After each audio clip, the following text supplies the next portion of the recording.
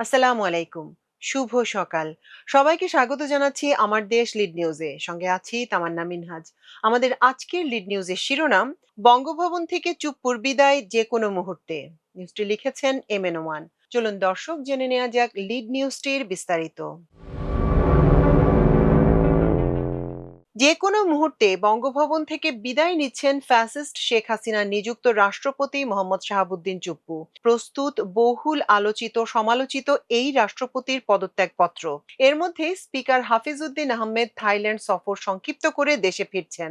তিনি দেশে ফিরলেই রাষ্ট্রপতির পদত্যাগের আনুষ্ঠানিকতা শুরু হবে। এক্ষেত্রে আজ শুক্রবার বা আগামীকাল শনিবার রাষ্ট্রপতি চুপ্পুর পদত্যাগ প্রক্রিয়া সম্পন্ন হতে পারে।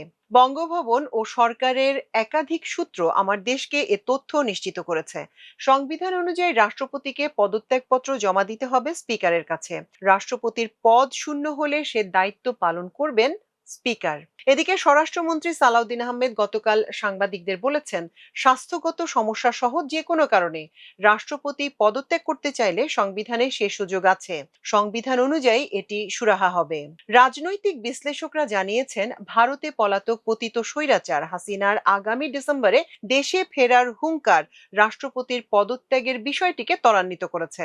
সূত্র জানায়, উন্নত চিকিৎসা ও পূর্ণ বিশ্রামের জন্য রাষ্ট্রপতির পদ থেকে ইস্তফা দেওয়ার অভিপ্রায় ব্যক্ত করেছেন মোহাম্মদ শাহাবুদ্দিন। গত 7 দিনের মধ্যে তিনি 2 দফা ঢাকার সম্মিলিত সামরিক হাসপাতালে স্বাস্থ্য পরীক্ষা করেছেন। এতে তার হৃদরোগের পাশাপাশি নিউরো সংক্রান্ত জটিলতা সহ বিভিন্ন ধরনের শারীরিক সমস্যা ধরা পড়ে। বিশেষজ্ঞ চিকিৎসকরা তাকে উন্নত চিকিৎসা ও বিশ্রামের পরামর্শ দিয়েছেন। চিকিৎসকদের পরামর্শে তিনি স্বাস্থ্যগত কারণে পদত্যাগের সিদ্ধান্তের কথা জানিয়েছেন বঙ্গভবনের কর্মকর্তা ও পরিবারের সদস্যদের কাছে। তবে অন্তর্বর্তী সরকারের সময় আমার দেশকে দেয়া একান্ত সাক্ষাৎকারে রাষ্ট্রপতি জানিয়েছিলেন তিনি যাওয়ার জন্য প্রস্তুত রয়েছেন। তার উপর সাংবিধানিক যে দায়িত্ব ছিল তা নির্মোহভাবে পুরোপুরি পালনের চেষ্টা করেছেন। 2023 সালের 13ই ফেব্রুয়ারি মোহাম্মদ শাহাবুদ্দিন দেশের 22তম রাষ্ট্রপতি হিসেবে নির্বাচিত হন।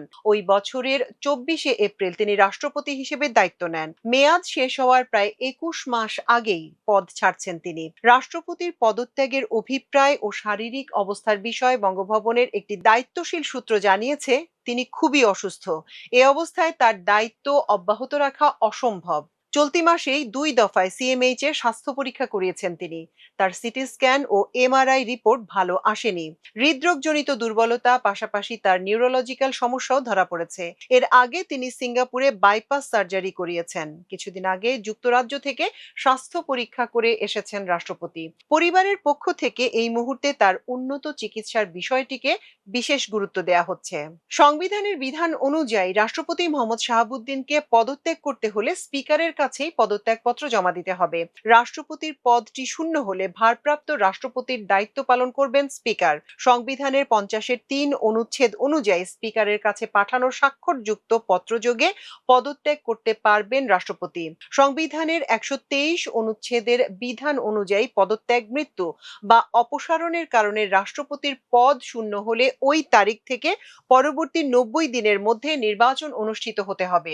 সংবিধানের 54 অনুচ্ছেদ অনুযায়ী রাষ্ট্রপতির পদ শূন্য হলে বা তিনি দায়িত্ব পালনে অক্ষম হলে নতুন রাষ্ট্রপতি নির্বাচিত না হওয়া পর্যন্ত জাতীয় সংসদের স্পিকার ভারপ্রাপ্ত রাষ্ট্রপতি হিসেবে দায়িত্ব পালন করবেন। সেক্ষেত্রে নতুন রাষ্ট্রপতি নির্বাচিত হওয়া পর্যন্ত ভারপ্রাপ্ত রাষ্ট্রপতির দায়িত্ব পালন করবেন স্পিকার হাফিজউদ্দিন আহমেদ। স্পিকার বর্তমানে বিদেশ সফরে রয়েছেন। তাকে সফর সংক্ষিপ্ত করে দ্রুত দেশে ফেরার অনুরোধ জানানো হয়েছে সরকারের পক্ষ থেকে। আজ শুক্রবার দুপুর 12:10 তিনি থাই এয়ারওয়েজের একটি ফ্লাইটে দেশে ফিরছেন বলে জানিয়েছে সরকারের সঙ্গে সংশ্লিষ্ট একটি সূত্র। রাষ্ট্রপতি মোহাম্মদ শাহাবুদ্দিন পদত্যাগ করতে যাচ্ছেন, এ বিষয়ে সরকারের অভিমত কি? সাংবাদিকদের এমন প্রশ্ন ছিল স্বরাষ্ট্রমন্ত্রী সালাউদ্দিন আহমেদের কাছে। জবাবে তিনি জানান, রাষ্ট্রপতি সাংবিধানিকভাবে পদত্যাগ করলে তিনি স্পিকারের কাছে পদত্যাগপত্র পাঠাবেন। রাষ্ট্রপতি পদত্যাগ করলে পরবর্তী রাষ্ট্রপতি কে হবেন সেটা পরে দেখা যাবে। স্বাস্থ্যগত কারণে পদত্যাগের বিধান সংবিধানে সংবিধানে রয়েছে। রাষ্ট্রপতি সেরকম সিদ্ধান্ত নিলে আর তার পদত্যাগের ঘটনা ঘটলে পরে সংবিধান অনুযায়ী সিদ্ধান্ত নেবে সরকার। এর আগে রাষ্ট্রপতির পদত্যাগের বিষয়ে মন্ত্রিসভার সিনিয়র একাধিক সদস্যের সঙ্গে কথা বলে আমার দেশ। তারাও জানিয়েছেন রাষ্ট্রপতির এখতিয়ার রয়েছে সিদ্ধান্ত নেয়ার। তিনি যতক্ষণ এ পদে আছেন ততক্ষণ তিনি সাংবিধানিকভাবে দেশের অভিভাবক। সরকার তার সঙ্গে সাংবিধানিক সম্পর্ক বজায় রাখবে। ফেব্রুয়ারিতে জাতীয় সংসদ নির্বাচনের পরই রাষ্ট্রপতির পদ থেকে সরে যেতে চেয়েছিলেন মোহাম্মদ শাহাবুদ্দিন। গত বছরের 11ই ডিসেম্বর তিনি এ পরিকল্পনার কথা বার্তা সংস্থা রয়টার্সকে সাক্ষাৎকারের মাধ্যমে জানান। তিনি রয়টার্সকে বলেন, আমি চলে যেতে আগ্রহী, আমি বেরিয়ে যেতে চাই। সংবিধান অনুযায়ী নির্বাচন না হওয়া পর্যন্ত দায়িত্ব চালিয়ে যাওয়ার কথা উল্লেখ করে ওই সাক্ষাৎকারে রাষ্ট্রপতি বলেন, যতক্ষণ পর্যন্ত নির্বাচন না হয় ততক্ষণ থাকা উচিত। আমি মূলত সংবিধান সম্মত পদমর্যাদা রক্ষা করার জন্যই এখানে আছি। নোবেল বিজয়ী অর্থনীতিবিদ ডক্টর মোহাম্মদ ইউনূসের নেতৃত্বাধীন অন্তর্বর্তী সরকারের সময় নীতি নির্ধারকদের সঙ্গে সম্পর্ক খুব একটা সুখকর ছিল না বঙ্গভবনের। গণ অভ্যুত্থানে ফ্যাসিস্ট হাসিনার পতন ও পলায়নের 2.5 মাস পর একটি সংবাদপত্র রাষ্ট্রপতি শাহাবুদ্দিনকে উদ্ধৃত করে প্রতিবেদন প্রকাশ করে। ওই প্রতিবেদনে উল্লেখ করা হয়, তিনি অর্থাৎ রাষ্ট্রপতি শুনেছেন শেখ হাসিনা প্রধানমন্ত্রীর পদ থেকে পদত্যাগ করেছেন, কিন্তু তার কাছে কোনো দালিলিক প্রমাণ নেই। এমন সংবাদ প্রকাশের পর রাষ্ট্রপতির পদত্যাগের দাবিতে গত জুলাই গণ অভ্যুত্থানের নেতৃত্বদানকারী ছাত্র নেতাদের নেতৃত্বে ছাত্র জনতার ব্যাপক আন্দোলন হয়।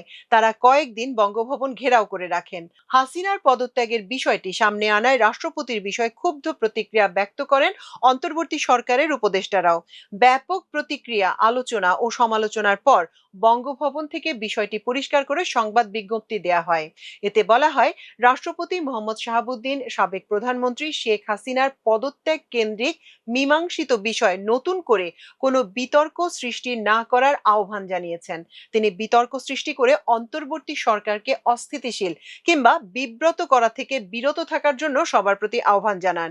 যদিও হাসিনার পতন ও পলায়নের পরদিন রাষ্ট্রপতির আদেশে দ্বাদশ সংসদ ভেঙে দেয়া এবং সুপ্রিম কোর্টের আপিল বিভাগের সর্বসম্মত অভিমত নিয়ে প্রধানমন্ত্রীর পদ শূন্য ঘোষণা করে দুটি প্রজ্ঞাপন জারি করা হয়। বঙ্গভবনের বিবৃতির পর আন্দোলন স্থিমিত হলেও সরকারের সঙ্গে রাষ্ট্রপতির কার্যালয়ের দূরত্ব আর ঘোচেনি। রাষ্ট্রপতির দপ্তর থেকে তার প্রেস বিভাগও সরিয়ে নেওয়া হয়।